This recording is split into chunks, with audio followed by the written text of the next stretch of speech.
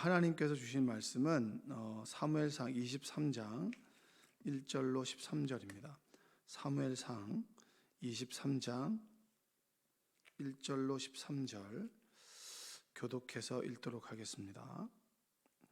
사람들이 다윗에게 전하여 이르되 보소서 블레셋 사람이 그일라를 쳐서 그 타작마당을 탈취하더이다 하니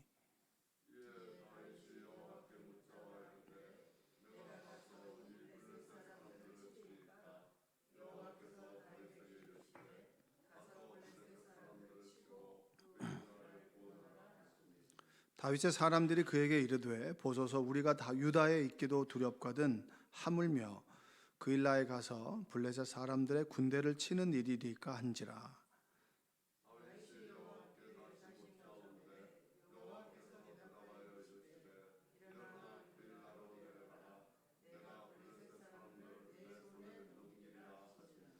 다윗과 그의 사람들이 그일라로 가서 블레셋 사람들과 싸워 그들을 크게 쳐서 죽이고 그들의 가축을 끌어오니라. 다윗이 이와 같이 그일라 주민을 구원하니라.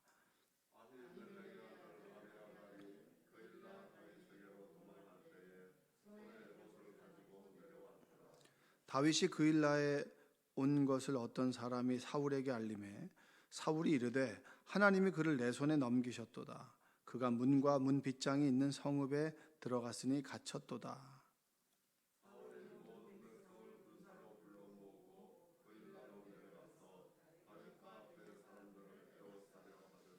다윗은 사울이 자기를 해하려 하는 음모를 알고 제사장 아비아달에게 이르되 에봇을 이리로 가져오라 하고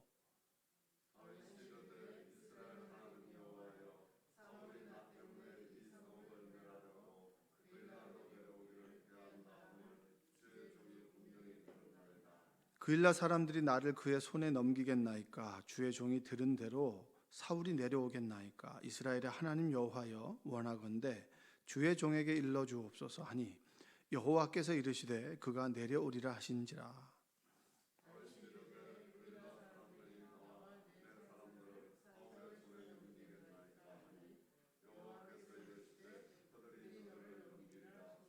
함께 읽겠습니다. 다윗과 그의 사람 600명 가량이 일어나 그일라를 떠나서 갈 수 있는 곳으로 갔더니 다윗이 그일라에서 피한 것을 어떤 사람이 사울에게 말하매 사울이 가기를 그친지라. 오늘도 하나님의 은혜가 여러분의 삶 가운데 함께하기를 주님의 이름으로 축복합니다. 광야에 서게 하시는 하나님, 우리를 광야로 밀어내실 때가 있고, 그리고 다윗의 삶을 보면 우리와 닮은 것이 많이 있죠. 하나님께서 자꾸 광야로 밀어내신다. 그리고 다윗이 선택한 그 선택의 순간순간마다 그 결과물이 자꾸 광야로 가게 하신다. 그래서 우리는 하나님의 섭리 안에 있을 때, 고백하게 될 때 하나님께서 우리를 광야로 몰아가신다. 이렇게 얘기합니다. 그러니까 하나님이 사람을 준비하실 때, 하나님의 사람들을 트레이닝 하실 때 쓰는 방법이 있는 공간이 바로 광야입니다. 광야라고 하는 것이 이제 물리적인 공간은 사막이잖아요. 근데 여러분들이 만약 내가 의지할 것이 없다. 이제까지 내 남편을 의지했고, 내 아내를 의지했고, 내 자식을 의지했고, 이제까지 내가 가지고 있는 경제력이나 이걸 의지했고, 지식과 처세와 관계, 인맥 이런 것들을 의지했는데 어느 순간에 그것들을 의지할 수 없게 됐을 때 여러분이 서 있는 그 자리가 광야가 되는 겁니다. 광야. 오늘도 하나님의 은혜가 여러분과 함께 하기를 주님의 이름으로 축복합니다.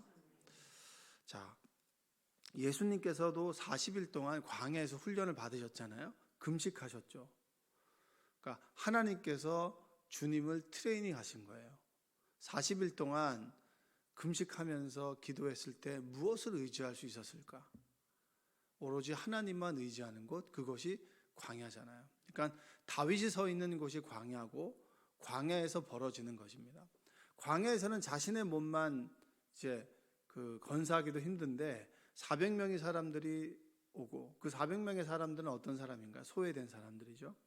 자신의 몸을 의탁할 곳이 없는 사람들. 그 사람들이 400명이 다윗을 찾아왔고 좀 불어나서 600명의 사람들이 다윗에게 있어요. 근데 어느 날 이런 소식이 들립니다. 그일라라고 하는 지역이 있는데 블레셋이 이렇게 지중해 해안가가 있으면 바로 블레셋과 붙어 있는 쪽이죠. 그 예를 들면은 뭐 쉽게 얘기하면 일본이 쉽게 넘어올 수 있는 뭐 부산 정도 그렇게 이제 붙어 있는 그 지역이 그일라인데 그일라 옆에 이제 아둘람 굴이 있고 아둘람 굴 옆에 헤레스 풀이 있는데 다윗은 헤레스 풀에 600명의 사람들과 함께 있었는데 이런 소식이 들리는 거예요. 그일라에 블레셋이 쳐들어왔다는 거예요. 근데 이제 블레셋이 이 사람들이 아주 악질적인 것은 뭐냐면, 자, 봄, 여름 한참 일할 때는 블레셋이 그일라 주민들을 약탈하거나 침략할까요? 안 할까요? 안 하죠. 그럼 언제 할까요? 추수하고 곡식단을 딱 쌓아 놨을 때 그때 딱 침략해가지고 다 빼앗아 가는 거예요. 그러니까 이 그일라 주민들이 얼마나 악에 바치겠어요. 만약에 여러분들이 그런 일을 당하면 여러분들은 누구에게 하소연하겠습니까? 동사무소를 가죠.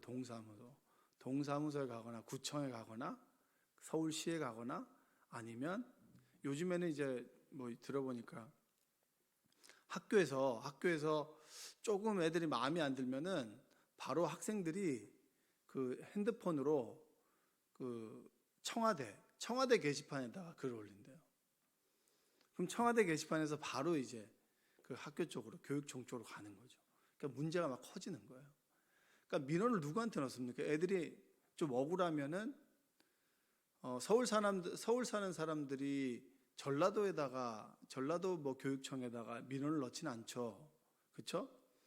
그러면 만약에 그일라 주민들이 그 이 이스라엘 국가 안에 있으니까 누구에게 민원을 넣어야겠습니까? 소위 그 이스라엘 국가의 수장인 사울에게 민원을 넣어야 되잖아요. 근데 누구에게 넣냐면은 다윗에게 넣는 거예요. 다윗도 이런 민원을 딱 받았을 때 이거 오지랖이잖아요. 그렇죠? 자기 몸도 건사하기 힘든데 누구를 구해줍니까? 그러니까 오늘 1절 한번 읽어볼게요. 1절. 사람들이 다윗에게 전하여 이르되 보소서 블레셋 사람이 그일라를 쳐서 그 타작마당을 탈취하더이다 하니.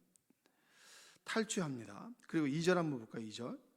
이에 다윗이 여호와께 묻자와 이르되 내가 가서 이 블레셋 사람들을 치리이까? 여호와께서 다윗에게 이르시되 가서 블레셋 사람들을 치고 그일라를 구원하라 하시니. 자, 그일라를 구원하라고 합니다. 구원하라고. 근데 사람들이 그 소식을 민원을 딱 듣고 난 다음에 다윗이 그일라를 한번 가서 그 사람들을 좀 구해주자. 어려움에 처해 있으니까. 그리고 하나님 앞에 묻는 거예요. 여러분, 이전과 지금이 달라진 22장까지와 23장까지가 달라진 것 중에 하나가 뭡니까? 하나님께서 다윗을 광야로 몰아가요. 광야에서는 누구도 의지할 곳이 없다고 그랬죠. 그러니까 누구를 의지합니까? 하나님을 의지하잖아요. 광야라고 하는 그 뜻이 뭐냐면, 광야라고 하는 그 뜻이 이 미드바르라고 하는데, 미드바르라고 하는 뜻은 이제 어원이 다바르에서 나와서 다바르는 하나님의 말씀이라는 뜻이에요. 그러니까 이 광야라고 하는 지역은 아무도 없기 때문에 하나님의 말씀이 커 보이고 하나님 말씀을 의지하고 하나님 말씀을 들을 수 있고 하나님이 있어야만 사는 곳, 이것이 바로 광야입니다. 여러분은 어디에 서 계신가요? 세상 위에 서 계신가요? 광야에 서 계신가요? 우리는 광야에 갔다가 세상에 갔다가 왔다 갔다 하죠. 그렇죠? 어떨 때는 하나님만 의지하다가 어느 순간에는 좀 내가 사는 루틴대로 쭉 살아가다가 그리고 조금 인생이 힘들면 또 하나님을 의지하잖아요. 그렇죠? 그게 당연한 겁니다. 근데 신앙생활을 쭉 해왔던 사람들, 하나님이 절대적으로 필요한 사람들은 늘 하나님을 의지하고 하나님을 확인하는 자리가 바로 이 예배 자리죠. 그리고 광야라 미드바르라고 하는 것에 이 파생어가 그냥 드비르는 뭐냐면 지성소입니다. 지성소. 뭐라고요? 지성소는 성막 안에 하나님의 임재를 경험하는 곳. 대제사장이 들어가서 하나님께 예배하는 곳, 하나님의 임재하는 곳, 하나님을 만나는 곳이 뭡니까? 드비르, 지성소잖아요. 그러니까 광야는 뭡니까? 내가 하나님을 만난 그곳이 바로 광야인 거예요. 내가 하나님을 만났던 경험이 있는 곳이 바로 여러분이 서 있는 광야인 거죠. 만약 이곳에서 여러분들이 주님의 음성을 들었다. 난 주님의 음성이 어떻게 듣는지 모르겠습니다. 성경을 보는데 이 다윗이 분명히 하나님, 내가 지금 그일라를 치겠습니까 말아야겠습니까? 라고 하나님께 물었는데 하나님께는 그일라를 구원해 주라라고 얘기합니다. 근데 그 음성을 어떻게 들었는지 모르겠어요. 이렇게 물을 수 있잖아요. 여러분, 하나님의 음성을 어떻게 듣나요? 귀로 듣나요? 귀로 말씀하시진 않잖아요. 귀로 말씀하시는 경우는 그렇게 흔하진 않아요. 주로 마음속에서 울리는 음성으로. 근데 그 단어가 성경에 나오는 단어로 이렇게 우리에게 말씀하시는 경우가 많죠. 그렇죠? 근데 분명한 것은 하나님께서는 여러분의 수준에 맞게 말씀하세요. 어린아이에게는 어린아이 수준에 맞게, 또 내가 신앙의 경험이 있으면 그 경험에 맞게 하나님께서는 우리에게 인격적으로 말씀하시는 겁니다. 그래서 다윗이 물어요. 그일라 주민들을 구원할까요 말까요? 하라 그러는 거예요. 근데 중요한 것은 뭐냐면 사람들이 반대를 하는 거예요. 오지랖도 오지랖이지. 지금 우리가 지금 상황이 어떤데 지금 누굴 구해줍니까? 지금 내 몸 하나도 건사하기 힘든데 누구를 지금 가서 저까지 가가지고 누구를 지금 블레셋과 전쟁을 한다는 게 말이 됩니까? 지금 우리 코가 석자인데 사울이 와가지고 우리를 치면 어떡할 겁니까? 이런 얘기를 사람들이 하는 거예요. 그 구절 한번 읽어볼까요? 3절부터 한번 읽어볼게요. 3절부터 5절까지. 다윗의 사람들이 그에게 이르되 보소서 우리가 유다에 있기도 두렵거든 하물며 그일라에 가서 블레셋 사람들의 군대를 치는 일이리까 한지라. 다윗이 여호와께 다시 묻자온데 여호와께서 대답하여 이르시되 일어나 그일라로 내려가라. 내가 블레셋 사람들을 내 손에 넘기리라 하신지라. 다윗과 그의 사람들이 그일라로 가서 블레셋 사람들과 싸워 그들을 크게 쳐서 죽이고 그들의 가축을 끌어오니라. 다윗이 이와 같이 그일라 주민을 구원하니라. 자, 사람들이 반대를 하는 거예요. 지금 말이 됩니까? 말이 됩니까? 여러분, 교회는 어떻게 운영이 됩니까? 여러분이 원하는 것대로 그 원하는 것들을 잘 해주는 게 교회입니까? 아니면 내가 원하더라도 하나님께서 그걸 원하지 않는다면 수긍하는 것이 교회입니까? 여러분들의 다수결로 움직여지는 게 교회가 아니에요. 성경은 절대 그 다수결로 교회가 움직여진다고 얘기하지 않습니다. 하나님께서 누구를 통해서 역사하시죠? 담임 목사님을 통해서 역사하시는 거예요. 여러분과 그리고 담임 목사님, 목회자의 뜻이 같아요. 근데 하나님과 그 뜻도 같아요. 그럼 맞는 거예요. 그런데 여러분들이 원하지 않아. 여러분들이 이걸 원해. A를 원해. 근데 목사님이 기도해 보니까 B야. 그러면 여러분들이 뭐라 그래도 B로 하는 거예요. 근데 하나님께서 B라고 하는데 워낙 반대가 많고 말이 많으니까 A로 해요. 그럼 어떻게 되는 거죠? 교회는 세상과 같아지는 거예요. 더 이상 하나님의 능력이 임하지 않는 거죠. 여러분들이 대부분 보면 교회를 좌지우지하려고 하는 사람들이 많습니다. 우리 교회는 좀 없죠. 대부분 보면은 어렸을 때부터 교회를 자랐으면 목사님은 왔다 가시는 분 아닙니까? 저는 여기서 또 자랐습니다. 어느 시간부터는 교회의 주인이 장로님이 돼버려요. 그리고 토박이 권사님이 돼버려요. 그러면 그 순간부터 이거 다 해봤고 이거 다 해봤고 안 됩니다. 원래 교회는 이런 겁니다. 이렇게 되면 교회가 하나님의 뜻대로 움직여지지 않는 거예요. 정말 주의 종이 하나님께 뜻을 묻죠. 그리고 하나님께서 음성을 주십니다. 그대로 하죠. 저는 기도회를 못했어요. 기도를 하자 그랬더니 장로님들이 반대했어요. 힘들다고. 예전에 있을 때. 그러니까 교회가 되겠습니까? 하나님께서 교회를 이끌어 가시는데 주의 종을 통해서. 근데 자꾸 기도하지 않는 사람들이 이 얘기를 하고 저 얘기를 해요. 제가 설교 때마다 이런 얘기를 자주 합니다. 여러분들이 그래서가 아니라 절대 여러분 경계해야 돼요. 교회는 이래야 된다라고 하는 게 아닙니다. 하나님께서 그때그때마다 교회를 이끌어 가실 때 우리는 순종하고 들을 귀가 있어야 되는 거예요. 여러분의 삶의 결정도 마찬가지입니다. 이렇게 해왔기 때문에 이렇게 한다가 아니라 매 순간 광야에 서 있는 다윗처럼 묻는 거예요. 할렐루야. 그 전에 높 땅에서 칼을 받고 떡을 먹을 때 그때 다윗은 묻지 않았습니다. 라마 나요트에서 하나님의 음성을 경험하고 하나님의 은혜를 경험했습니다. 거기에 거하길 원했지만 다윗은 도망해서 누구에게 갔습니까? 요나단에게 갔죠. 그때 하나님께 절대 물었습니까? 묻지 않았습니까? 묻지 않았어요. 근데 광야에 서 있는 다윗이, 하나님께서 트레이닝해 나가는 다윗의 달라진 모습이 뭐냐면 무조건 물어요. 누구에게 물어요? 하나님에게 물어요. 사람들이 반대해요. 자, 당신들의 말을 이해합니다. 그러면 제가 하나님께 다시 묻겠습니다. 하나님께 물었더니 그일라 주민을 구원하라는 거예요. 여러분 보세요. 왜 오지랖이 있게 이걸 하라고 할까요? 하나님께서는 다윗을 왕으로 기름 부었습니다. 사람들은 사울에게 신뢰를 느끼지 못해요. 사울이 우리를 구원해 주실 거다라고 생각하지 않아요. 다윗에게 마음이 기울어 가요. 왜?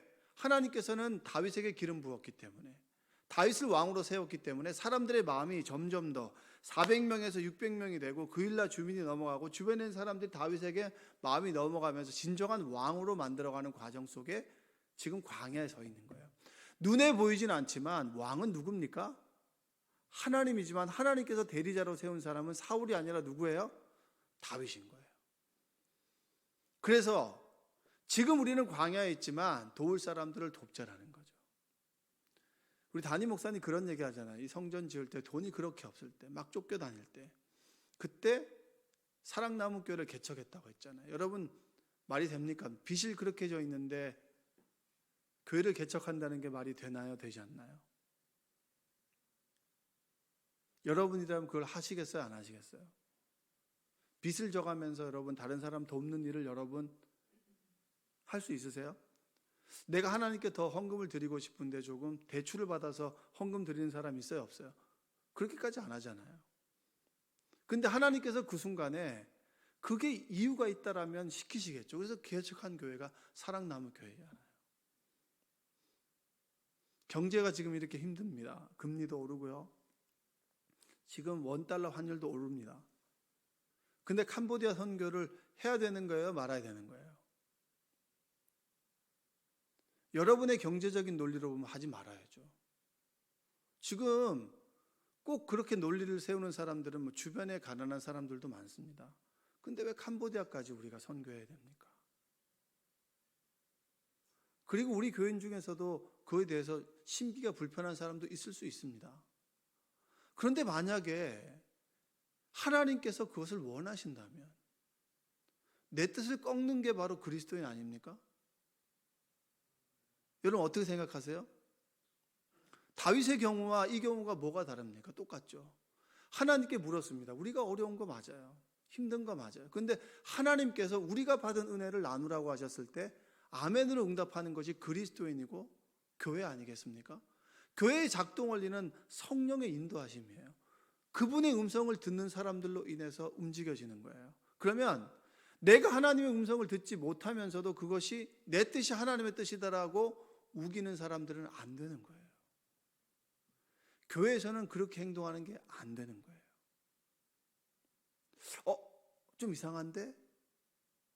이거는 분명히 사회에서 보면 어떤 기업을 경영한 사람 입장에서 보면 효율적이지 않은데 효율과 비효율을 떠나서 예수님께서 십자가에서 돌아가시는 것이 효율적입니까? 비효율적입니까? 이건 비효율도 이런 비효율이 없는 거예요. 그러나 비효율이 정말 효율을 만들어가는 거잖아요. 그것이 그리스도의 십자가 아니겠습니까? 예수님께서 죽으심으로 구원의 길이 열렸잖아요. 그래서 예수 그리스도를 구주라고 고백하고 믿고 내 삶이 변화되고 입술로 시인하고 이러면 뭐죠? 우리가 하나님 나라의 백성이 되고 천국을 향하여 가고 이 땅 위에 천국을 누리며 살아가는 삶이 그리스도인입니다. 똑같은 거예요. 그일라 주민들을 구원해야 됩니까? 오케이, 하라. 사람들에게 얘기하죠. 여러분들 하지 않는 것이 여러분의 뜻인 거 압니다. 그러나 하나님께서 원하십니다. 우리가 갑시다. 따라갔어요. 이게 다윗의 지도력이죠. 자, 그래서 그들을 이제 블레셋으로부터 구원해냈습니다. 근데 여러분, 사람들은 보죠. 은혜를 받은 사람들이 꼭 보면은 돌아서는 사람이 있어요, 없어요? 어떻게 네가 그럴 수 있어? 라고 하는 경우가 여러분의 인생 가운데 있습니까, 없습니까? 야, 네가 정말 나를 배신하면 안 되지 라고 하는 경우가 생기나요, 안 생기나요? 근데 그 중에 그일라 주민들이 이제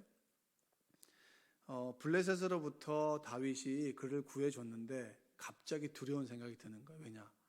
사울이 노브 땅의 제사장들을 다 죽였던 것처럼, 다윗에게 그 진설병과 칼을 줬다는 이유로 85명의 제사장들 다 죽여버린 것처럼 우리를 죽여버리면 어떨까라는 그런 두려움에 사울에게 뽀로로 찾아가가지고 다윗이 지금 그일라에 와 있다고. 사울이 잘됐다. 성 안에 있을 때 얘네들 죽여버려야겠다. 내려오는데 하나님께 다윗이 또 물어요. 이 그일라 주민들이 저를 배신하겠습니까? 배신하지 않겠습니까? 배신할 거다. 이것 또한 하나님께 묻죠. 바로 그 길을 떠납니다. 사울이 그를 죽이려고 하다가 다시 멈춰버리죠. 광야에 서 있는 다윗에게 달라진 것은 뭐냐면 묻는 거예요. 누구에게 물어요? 하나님께 묻는 거예요.